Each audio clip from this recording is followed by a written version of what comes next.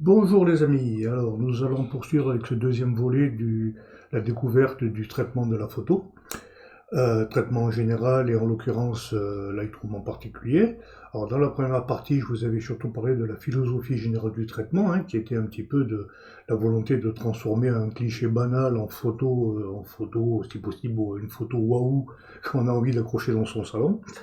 Donc j'avais dit pour résumer qu'il fallait surtout bien évaluer, analyser la situation de départ, c'est-à-dire la photo brute, et qu'il était très important d'avoir une idée au moins vague, mais une idée quand même de ce qu'on voulait obtenir à la fin, pour pas pousser les curseurs au hasard. Voilà. Donc on avait vu aussi qu'il y avait 6 points importants qui étaient à vérifier et si possible, enfin si besoin, à traiter dès le début dès la première étape. Et c'est ce que je vais vous résumer très rapidement, immédiatement. Voilà. Alors, les 6 points qu'il fallait vérifier, c'était le premier, c'est le bruit. Le bruit qu'il peut y avoir sur une photo quand on a la photo brute. Donc le bruit, ça se trouve ici. Alors c'est dans le module développement. Je vais expliquer tout à l'heure ce que c'est le module développement, module bibliothèque, etc. Dans le module développement, dans l'onglet détails, vous avez une partie sur le bruit. Alors là, vous avez un bouton de réduction du bruit euh, assez assez poussé, mais on ne va pas s'en occuper pour l'instant. Là, c'est simplement de vérifier en zoomant s'il y a du bruit sur la photo, et si nécessaire, de le corriger en rajoutant un petit peu de correction de luminance. C'est en général très très très très largement suffisant pour corriger le bruit, seulement, encore une fois, seulement si c'est nécessaire, sinon on risque de se retrouver avec une photo trop lisse. Voilà.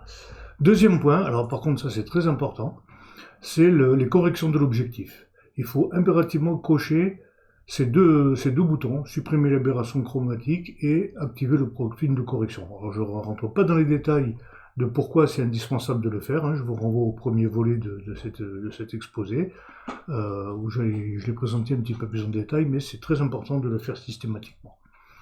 Le troisième point qui va dépendre de la photo, c'est le choix d'un profil de dématrissage. Alors ici, ça c'est ce que j'ai mis dans mes favoris.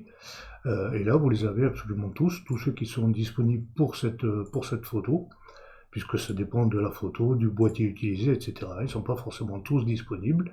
Et si vous voulez en rajouter un dans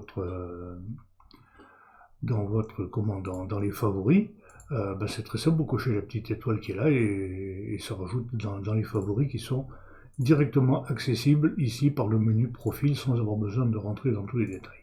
Voilà. Donc le choix du profil de dématrissage est très très très important, ça dégrossit le travail. Troisième point important, la balance des blancs. Température et nuance ici. C'est très important de vérifier si la balance des blancs est correcte et si elle ne l'est pas, de faire le nécessaire. Troisième point, la dynamique de l'image, c'est-à-dire régler le point noir et le point blanc. Là aussi, je vous renvoie au premier volet. Et dernier point, mettre une netteté de départ. Alors on retourne dans l'onglet détail.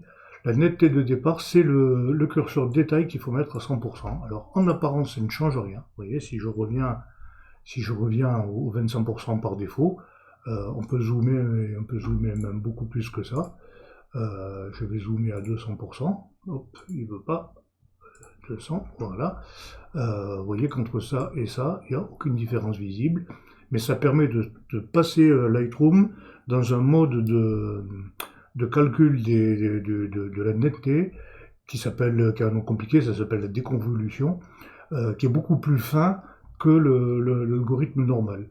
Donc ça va éviter qu'au cours du traitement, il y ait de la netteté qui se perde. Il est important de faire ça au début. Voilà. Le bruit, on le traite au début de traitement, la netteté, on la traite tout à la fin, sauf la netteté, ce que j'appelle la netteté de départ, là, qui est par défaut à 25%, de la mettre systématiquement à 100% à chaque début de traitement. Voilà. Maintenant, nous allons poursuivre la découverte donc, de Lightroom, et particulièrement pour cette session, particulièrement de l'interface de Lightroom. Voilà. Alors, dans Lightroom, on travaille avec un catalogue. Alors, ce catalogue, c'est à la fois le point fort et le point faible de Lightroom, je dirais. C'est le point fort parce que ça permet de faire des tris, des recherches, des catalogages absolument géniaux. Ça s'appelle donc le catalogage. Il y a beaucoup de logiciels sur le monde de la photo qui font du catalogage de photos. Lightroom, c'est de très très loin le plus puissant. Pas forcément le plus simple à utiliser, mais le plus puissant. Donc ça, c'est pour ça que ce catalogue, c'est vraiment le point fort de Lightroom. C'est sa principale raison d'être, à mon avis. Par contre, c'est aussi son inconvénient, parce que ce catalogue, il est quand même assez rigide dans sa conception. Il faut l'utiliser d'une certaine façon en respectant certaines règles, et si on ne le fait pas, on peut avoir des gros problèmes. Notamment, la principale règle qu'il faut respecter, c'est que toutes les manipulations qu'on va faire sur les fichiers des photos, bien sûr, pas les autres, les autres fichiers qui peuvent se trouver sur votre ordi, on n'en parle pas, mais les fichiers qui concernent les photos courantes, c'est très très très important de les traiter, de les manipuler à partir de Windows. Par exemple, si je veux changer le nom de celui-ci, alors je vais aller dans l'explorateur à l'emplacement de ce fichier, voilà, c'est celui-ci. Si je le renomme, c'est où renommer? Propriété, voilà, je vais le renommer, je vais juste rajouter un X devant pour m'y retrouver plus facilement. Ou plutôt à la fin, tiens, ça va être plus facile à retrouver, par ordre alphabétique, voilà. Je rajoute un X à la fin, et quand je reviens ici dans Lightroom, vous voyez que là, il a rajouté un petit point d'exclamation. Ça veut dire quoi? La photo est manquante. Elle a changé de nom, lui, il a enregistré sa position avec ce nom. J'ai changé le nom à l'extérieur de Lightroom, là, du coup, lui, il s'y retrouve plus. Il est incapable de le retrouver. Alors, je peux, en cliquant sur le petit point d'exclamation, rechercher, lui indiquer où aller. Bon, là, je ne vais pas le faire puisque j'ai simplement changé le nom extérieurement. Il ne faut pas le faire, mais voilà, je l'ai fait pour la démo. Mais sachez qu'il faut absolument pas le faire. Il y a des options de renommement, de déplacement de fichiers. Je ne vais pas rentrer dans tous les détails de l'interface dans cet exposé, parce que ce serait trop compliqué. Moi, mon objectif est surtout de vous donner envie de vous y mettre plus en profondeur. Mais voilà, il est possible de tout faire à partir de Lightroom, et il faut le faire à partir de Lightroom, mais pas à partir donc d'un logiciel extérieur. Je redonne son nom d'origine à la photo. Voilà, le petit point d'exclamation a disparu. Alors, qu'est-ce qui permet de faire ce catalogue? Il permet de faire des tris. Alors il y a le tri classique, le tri par différents critères, ordre alphabétique, l'heure de capture de la photo, par vitesse d'obturation, etc.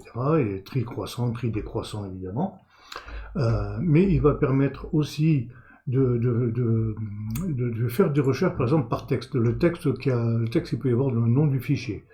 Et on peut avoir besoin de faire un tri par des attributs. Les attributs qui sont ici, c'est les attributs que moi je vais rajouter. On peut rajouter, par exemple, un petit drapeau, une petite marque définie comme rejetée ou comme retenue.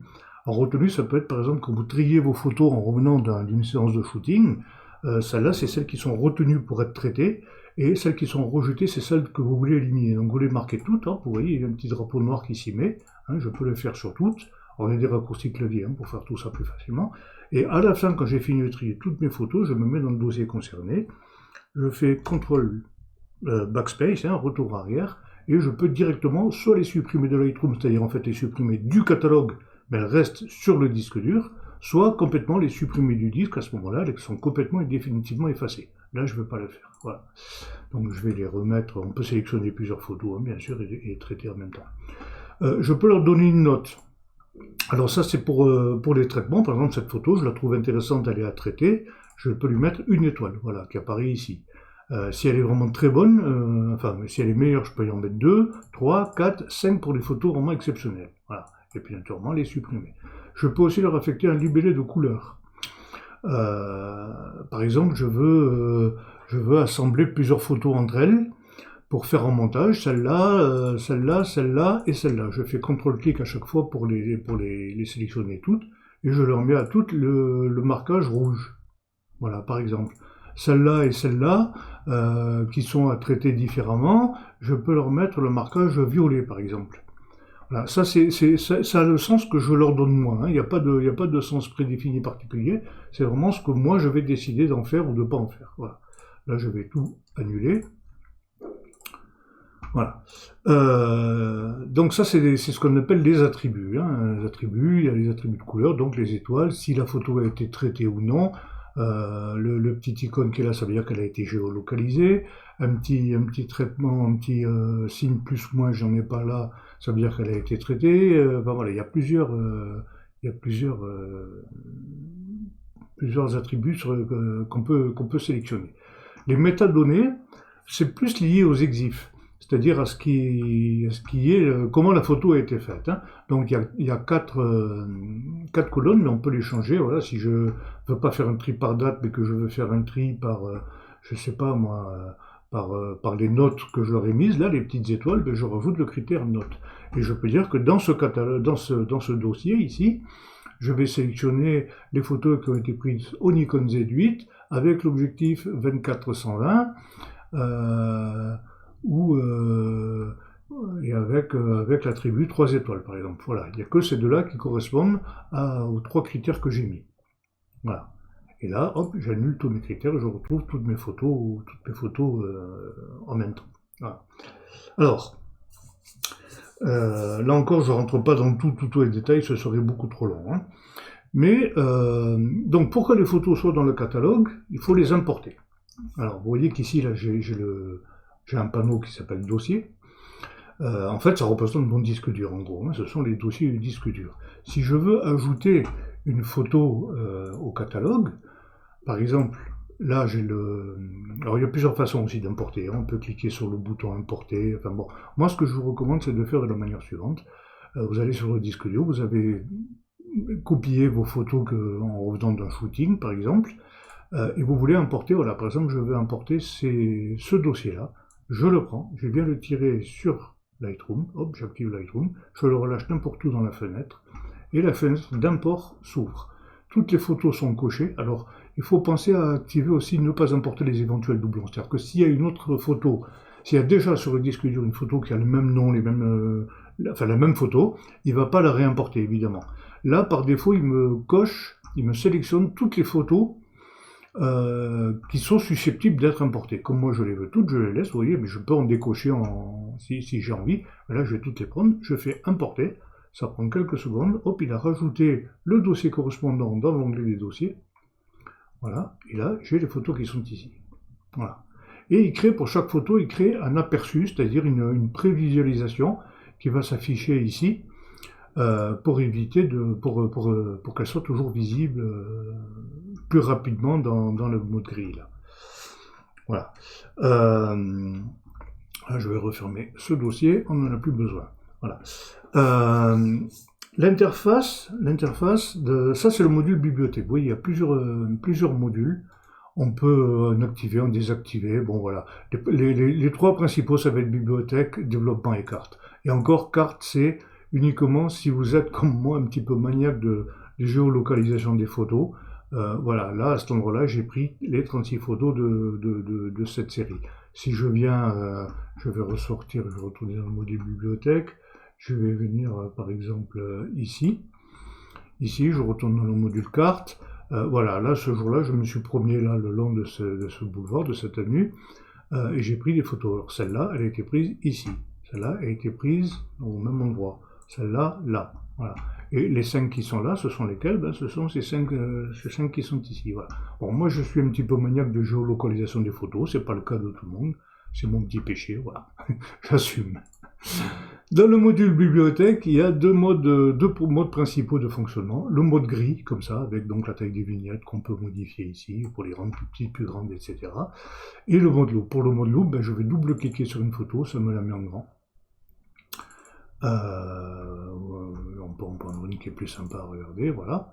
Là, je suis dans ce qu'ils appellent le mode loupe. Si je clique une première fois, je zoome à 100%. Vous voyez ici, il y a les zooms. Voilà, et je reviens. Je vais revenir tout à l'heure en détail sur le mode, sur les effets de zoom, hein. Donc, l'interface, il y a plusieurs panneaux à gauche, à droite. Là aussi, vous voyez, par exemple, service de publication, je l'ai désactivé. C'est un truc de façon qui ne fonctionne plus très bien. C'est pour poster directement des photos sur certains trucs comme le groupe Flickr, le groupe Dopstock, etc. Bon, je connais personne qui utilise ce truc-là, hein. Mais bon, ça existe. Le mode navigation sert, par exemple, si je zoome, vous voyez, le petit rectangle qui est ici correspond au rectangle de la fenêtre. Là, et je peux me déplacer, je peux venir ici directement. Voilà. Ça, c'est la navigation avec les options de zoom.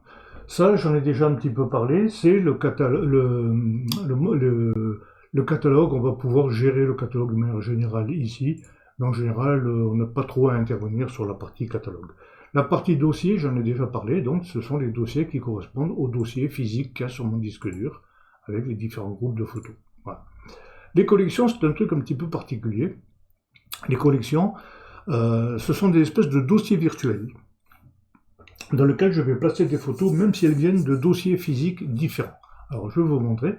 Par exemple, si je fais une photo, un truc où je vais marquer, je vais créer une collection avec, je sais pas moi, végétation. Voilà. Végétation. Je la nomme végétation, sans faire de faute de frappe, ce sera mieux. Voilà. Là, il a créé une collection végétation qui contient pour l'instant 0 photos. Voilà.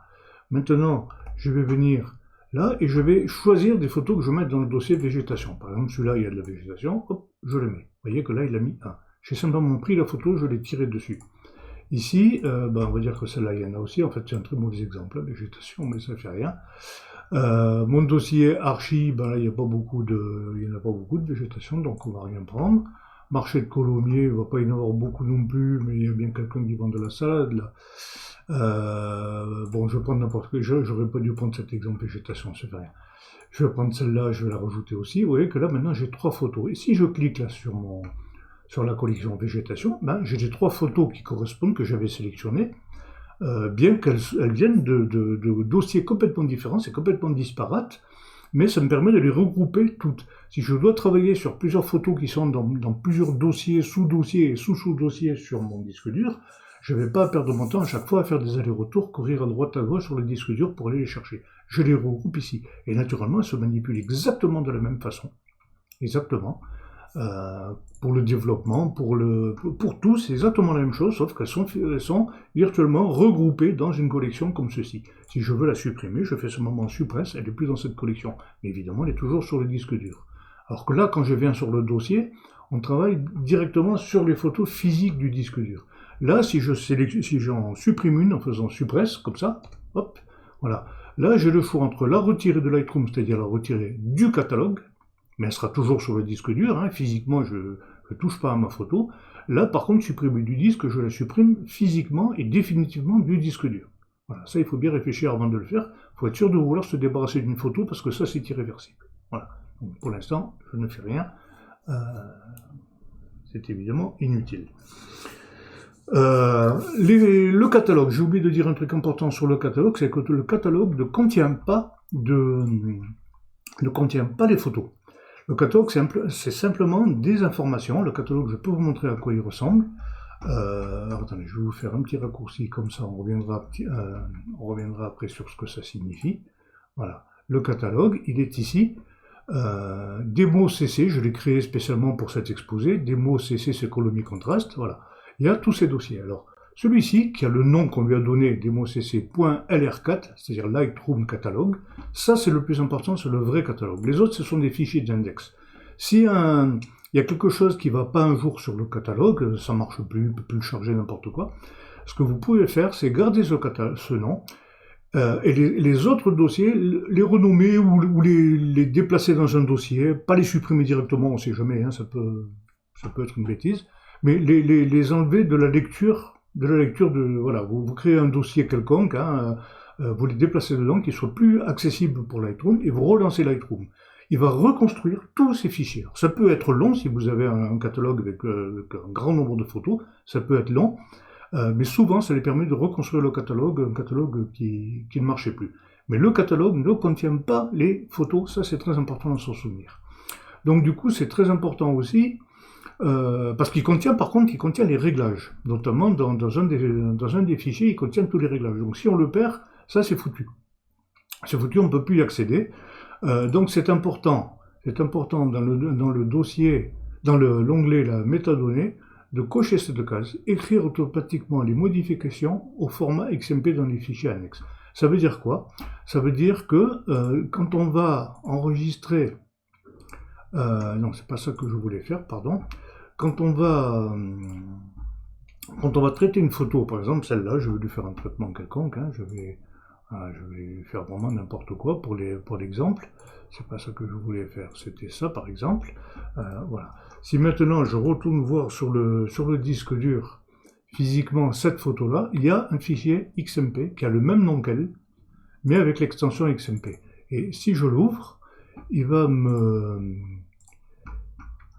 m'afficher le contenu du dossier XMP, et vous voyez qu'en fait, il décrit les traitements que j'ai faits, et tout un tas d'autres données, tout est décrit comme ça. Ce qui fait que même si vous perdez le catalogue, vous n'avez pas perdu les traitements que vous avez faits parce qu'ils sont dans le fichier XMP. Donc c'est important, je vous conseille fortement d'activer ce truc de fichier XMP. Ils sont tout petits, ils font quelques kilooctets.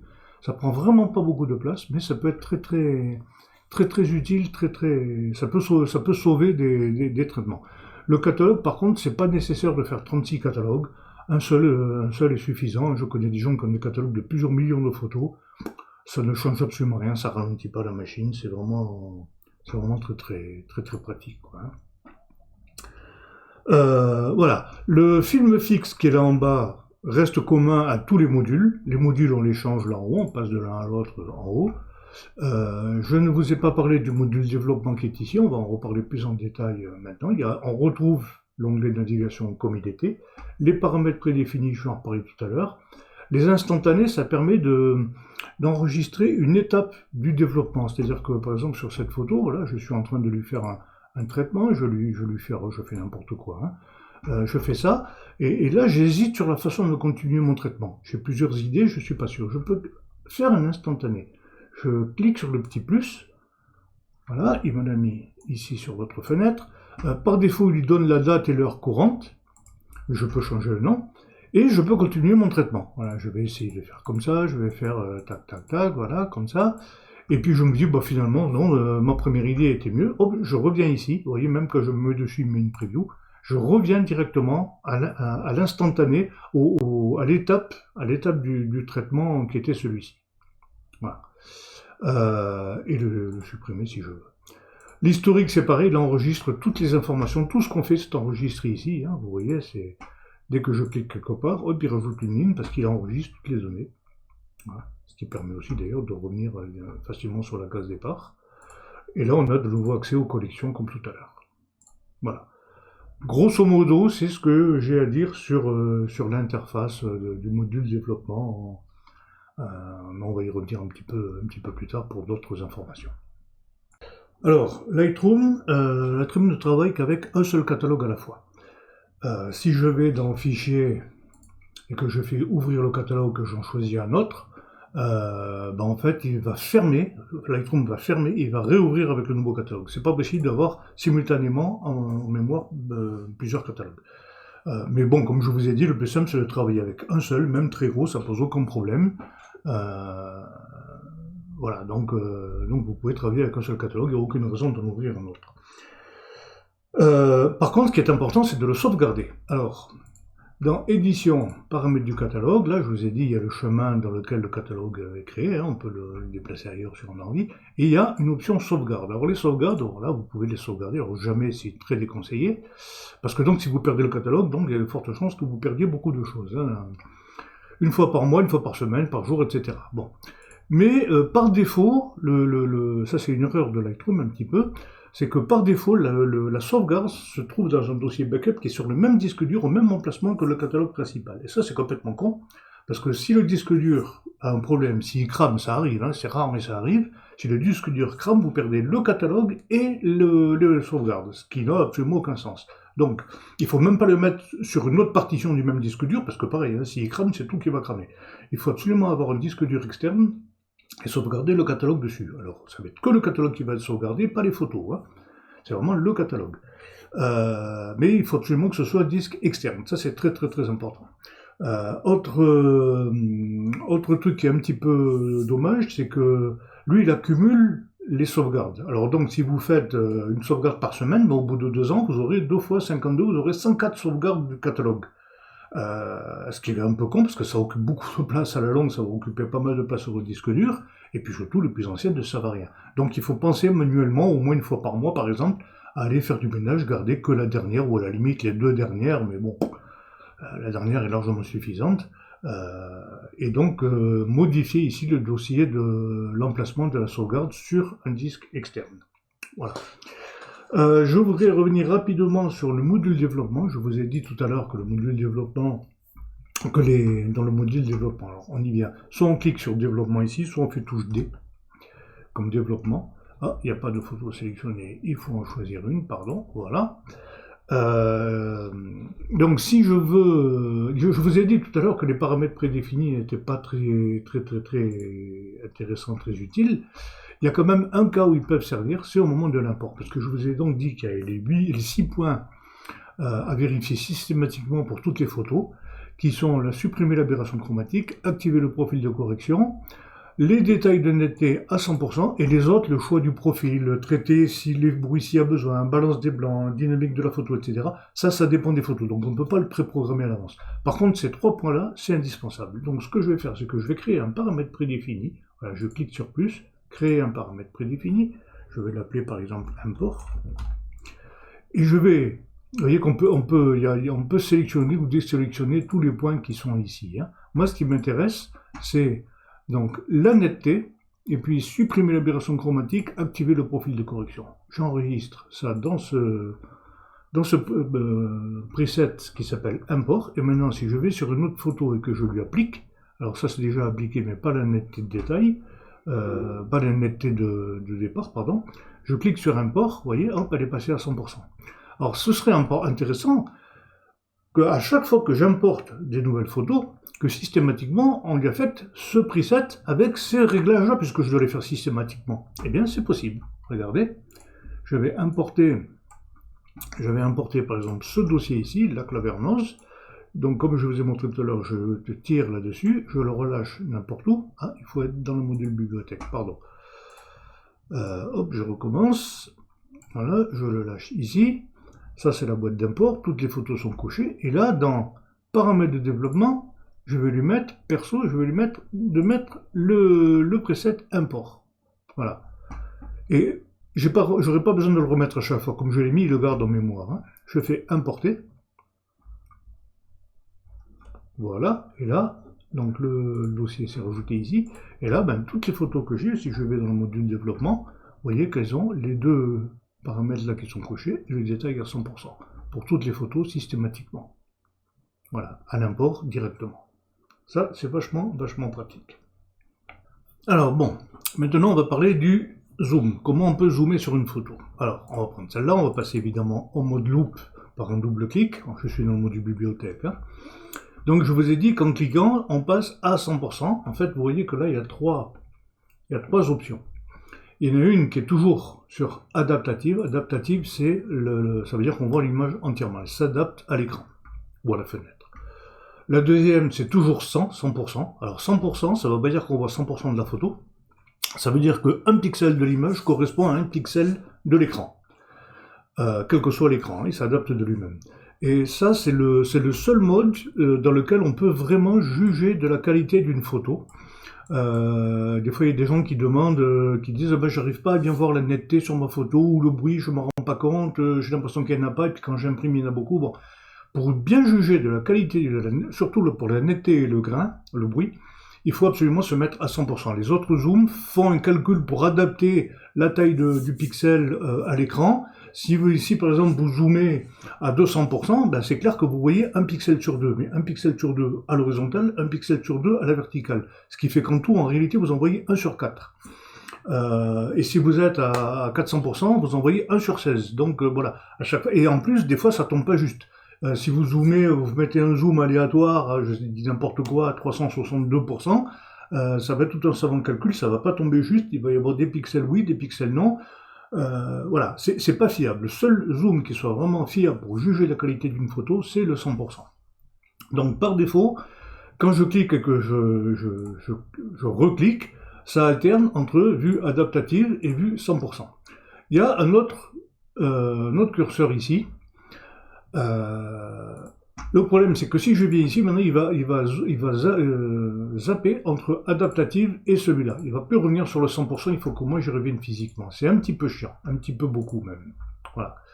Une autre façon de zoomer, c'est avec la touche contrôle. Je fais un rectangle et il s'adapte à ce rectangle. Il le rajoute, vous voyez, dans le troisième truc, là, c'est un zoom à 52,6%. voilà, c'est pas franchement idéal. On peut aussi faire des contrôles touches plus et moins pour avancer d'un cran à chaque fois, ou dézoomer ou zoomer. Voilà.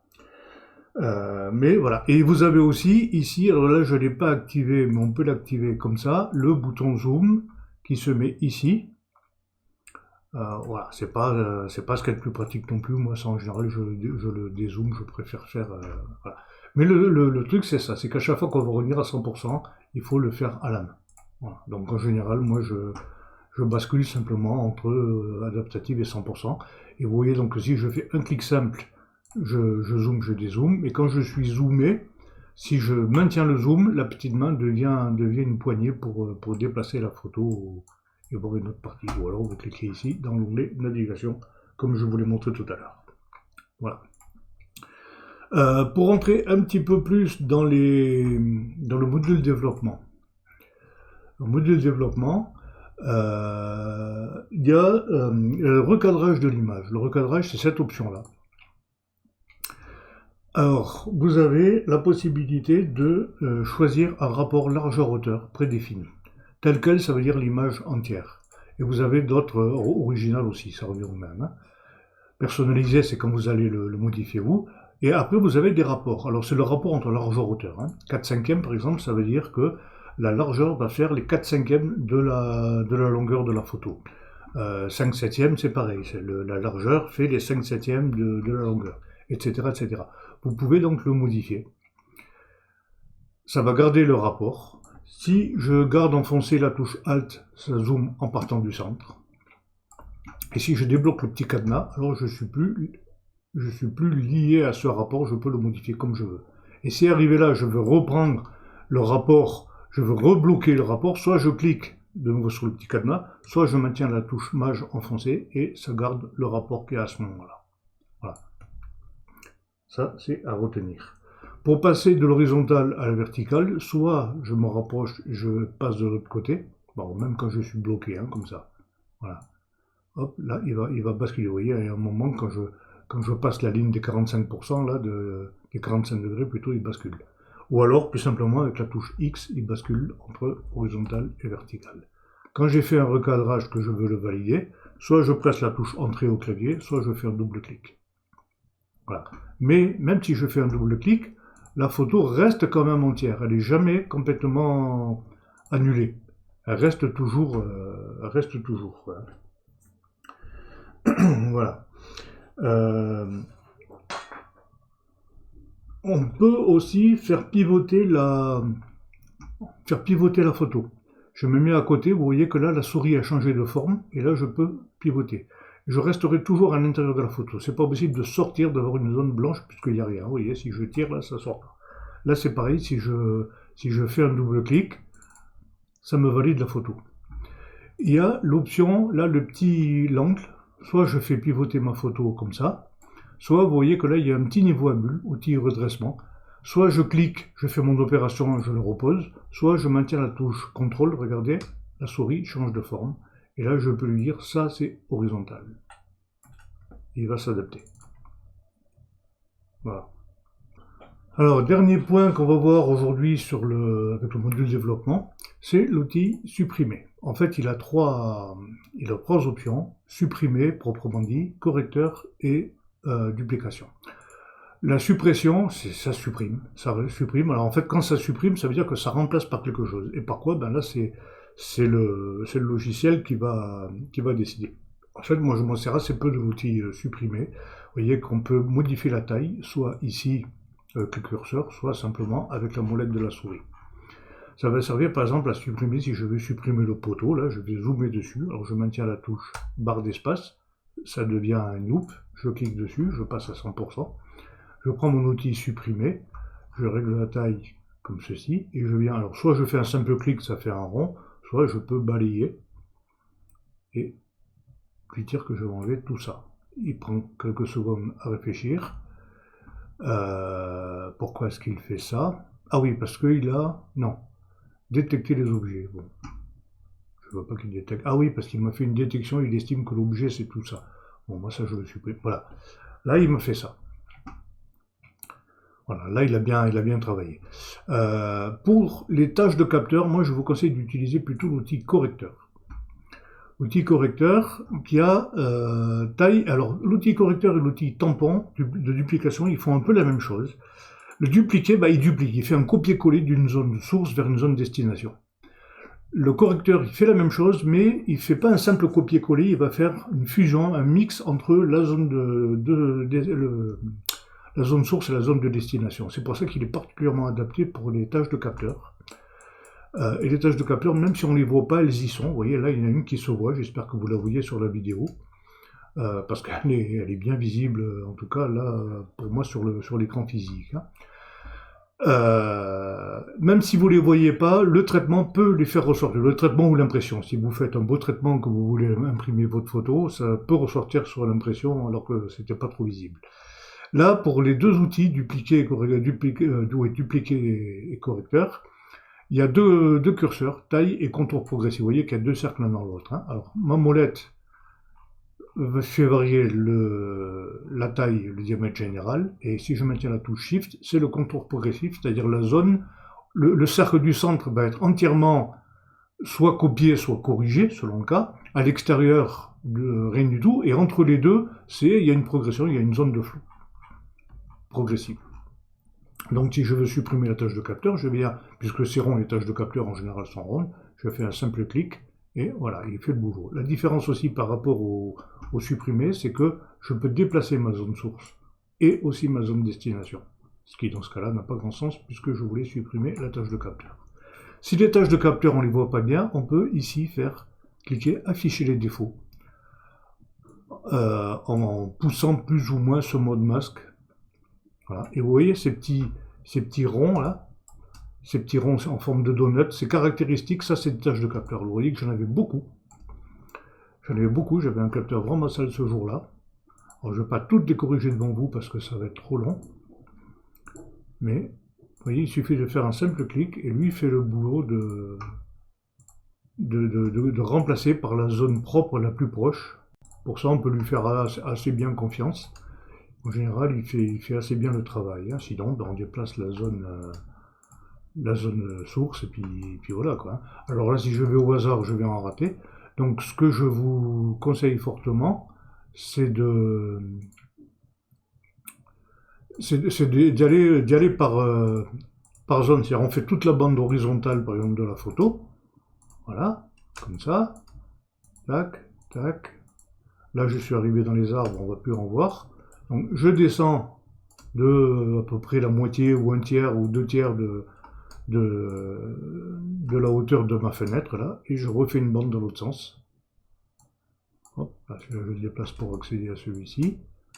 Ça c'est pas une tâche de capteur, là je les ai déjà faites. Vous voyez, comme ça on est à peu près sûr de pas. Hop là, j'ai fait un. Voilà, je réaligne, le fil électrique n'était pas aligné, ça se serait vu, hein, la correction. Là aussi, ça, je sais pas ce que c'est, si c'est un avion ou quoi. Voilà. Et quand c'est fini, je sors du mode correcteur, je reviens dans le mode normal et j'ai plus de tâches de capteur. Voilà. Là, c'était l'essentiel de ce que je voulais vous montrer sur cette deuxième approche de Lightroom. Dans les prochaines sessions, on verra plus en détail, on rentrera beaucoup plus en détail dans tous les paramétrages de traitement proprement dit de l'outil et du panneau de développement, du module de développement. Voilà, merci à tous et bonne journée, bonne semaine.